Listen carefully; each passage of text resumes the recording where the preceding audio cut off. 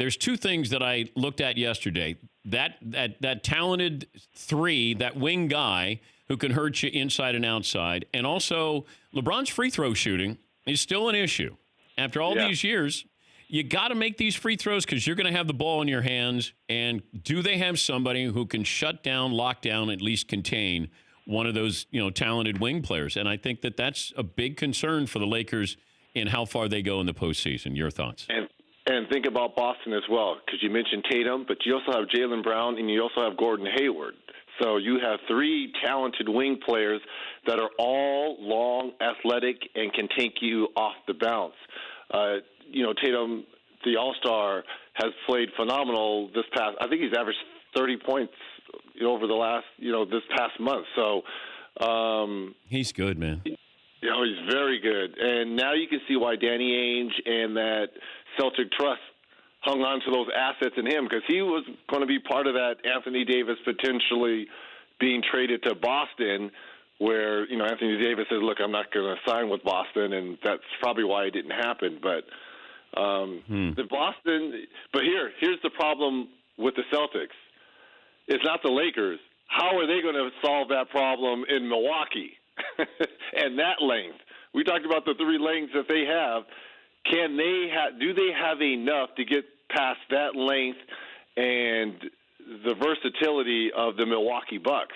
It's not the Lakers they're worried about. They better be worried about that Greek freak. Well, also, the Raptors have been playing as good a basketball as anybody. They're 17-1 since the middle of January here, and not that they're the same as they were last year, but they are playing extremely well. Championship DNA. Right? Everyone keeps counting them out. Everyone's talking about Miami and Milwaukee, Boston, rightfully so. But at the end of the day, there's only one team that has the belt around their waist, and that's Toronto, and they have shown that. And through they've had multiple injuries this year to key players, Lowry, Pascal Siakam, Serge Ibaka, and Nick Nurse, the head coach, has found ways to navigate this. These guys understand how to play well as a team, and they just pounded my Pacers last night into submission. I mean, it wasn't even close. So keep sleeping on Toronto, because Toronto could be one of those teams. I would not be surprised if they could upset Milwaukee again. Now, I know they don't have the great closer in Kawhi, but collectively as a team, they're as good as they get. All right, if I said let's have a draft on the teams that will win the championship, I give you the first pick and I get the next two. I'm going with Milwaukee. Okay. So and your next two would be?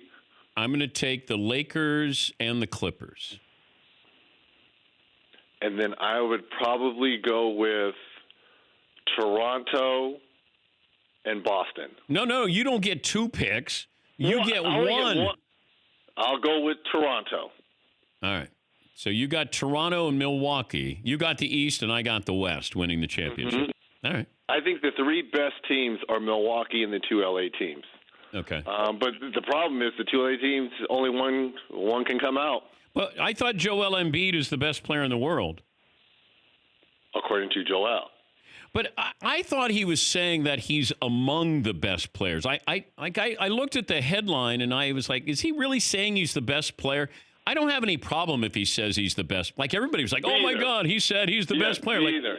He's supposed to say that. Yeah. Supposed to say that. What if he said, I think I'm the 14th best player in the NBA? Like so you thought you were. With him saying that. You thought you were. I mean, if I said, I thought I was. Look how dumb I thought I was better than Jordan. How dumb am I? Michael who? I don't care. In reality, no. But look, if Philly wants to get back, and we thought Philadelphia was going to give Milwaukee a run this season for that best record in the Eastern Conference, they've got to get better on the road. And I know people are trying to, tear Ben Simmons and Joel Embiid. The first concern is the back of Ben Simmons and how long he'll be out. I know he's supposed to be getting an MRI. They don't know how long he'll be out. Didn't he get hurt at the All-Star game, Reg? He may have. I think he fell, and it was kind of quiet that he got injured there. And now all of a sudden it's sort of being brought to light there. For more Dan Patrick Show, tune into Audience Channel 239 on DirecTV. Stream for free on BR Live or download the Dan Patrick Show app.